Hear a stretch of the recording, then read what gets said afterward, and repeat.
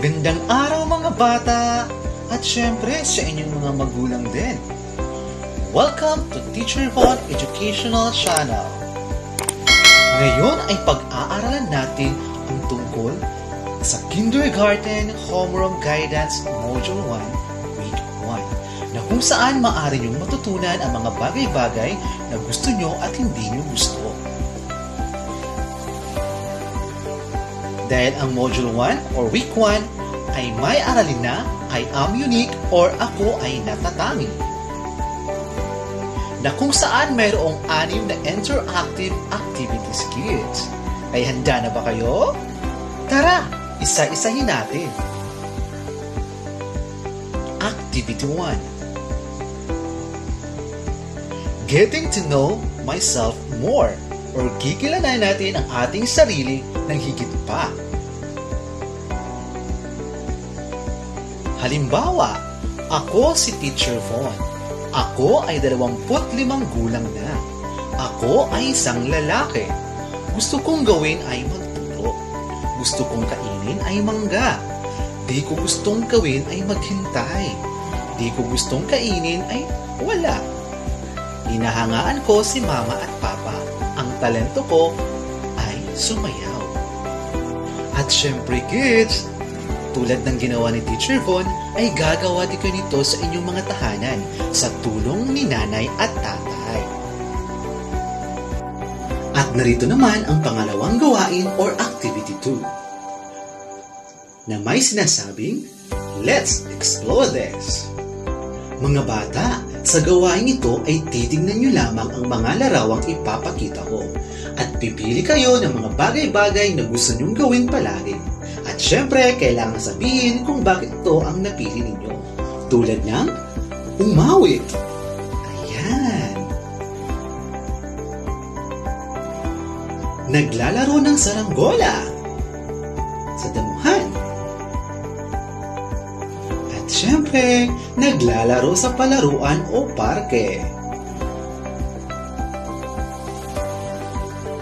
Naglilinis sa harap ng paaralan ang mga bata.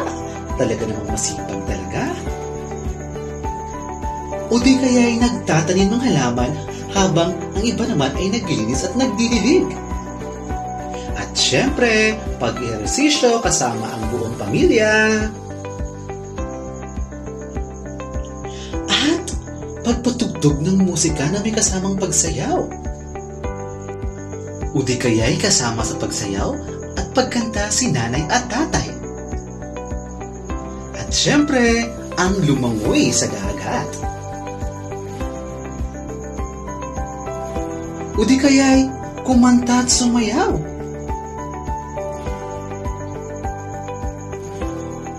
At syempre, ang pagpinta or pagdrawing. O ayan mga bata, nakita nyo na ang mga larawan, di ba? Ngayon, ang mga tanong ay, ano ang napili mo? Sino ang makakatulong sa iyo para magawa mo ito ng mabuti? At ano ang nagustuhan mo sa napili mo? Sige nga, titingnan natin kung ano ang sagot ninyo.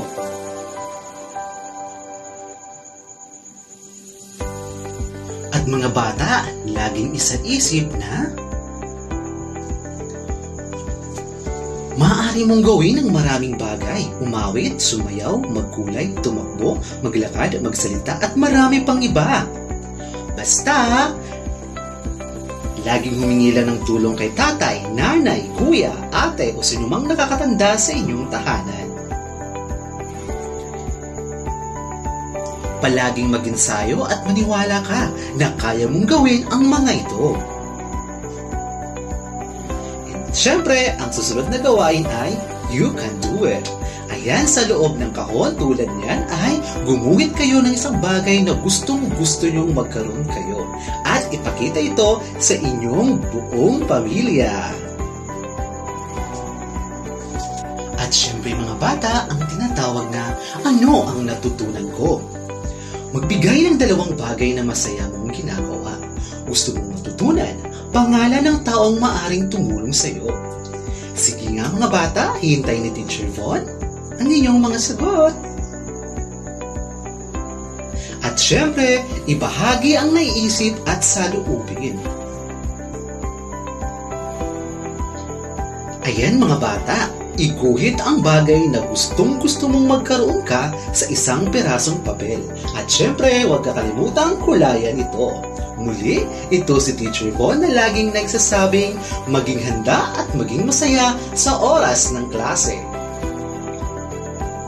Maraming salamat po. Hanggang sa muli!